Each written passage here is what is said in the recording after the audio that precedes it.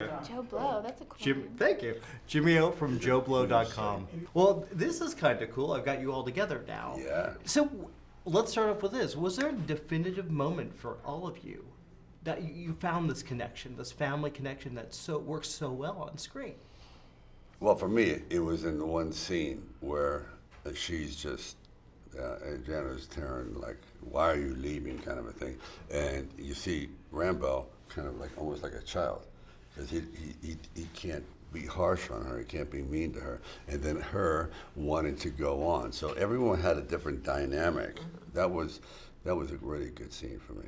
I agree. What about you? Same for me. I feel like that was the first scene that we were all together in, and it really felt like my mom was letting me have it because I wanted to do something I wasn't supposed to. And my dad over here, father figure over here, trying to step in, and it's like, no, mom knows what's right, you know. But Yeah. grandmother in this And scenario. for me too, because I think the relationship is very clear. Where is the place of these three people in this family?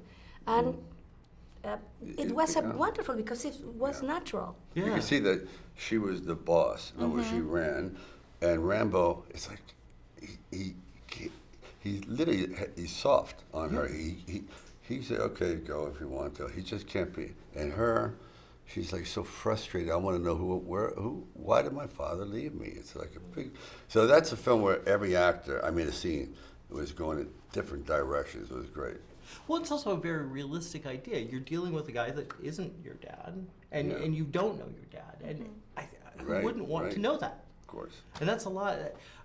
Was that always in the script? Was that all you always wanted to approach this? Yeah. Originally, it started out really kind of like this bombastic mess, like written by a fanboy. It was Rambo fighting, helicopter, submarines, saving 50 girls, no family. Hell with them. And then maybe 300 armed guys show up at the ranch with flamethrowers and bazookas. I go, let's forget these schmucks. And let's just focus on family. Yeah. Well, it also gives her the chance, give you, which we talked about, the chance to actually, this is a real girl. This is a real girl in a real situation. That's why I think it's so important when we're doing these interviews. Everyone knows pretty much what Rambo is, how he ticks, what he thinks, what makes him tick. But they've never seen this element. This is the first time Rambo's ever loved anything in his life. Since he's lost his mother and his father, he's been abandoned, his country abandoned him. So I thought, no one has ever seen this dynamic. It's always me sitting here, we're talking about violence. Yeah. And this is a refreshing aspect of it because this is what we all aspire to and what we all fear about losing. Oh, yeah. And I think the audience will love because it's the first time. It's relatable. Yeah.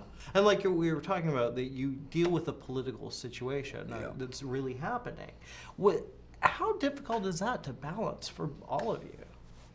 The temptation is to go way over the top. I had scenes with her where there's a lot more, sexual violence. Mm-hmm.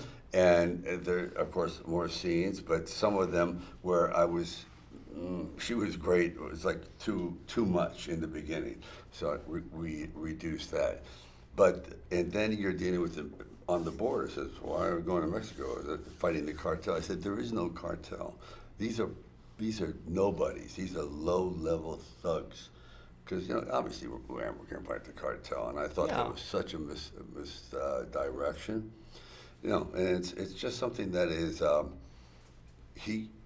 what you said before, you have good and bad, just good and bad. It's not making any judgment at all about people, especially countries.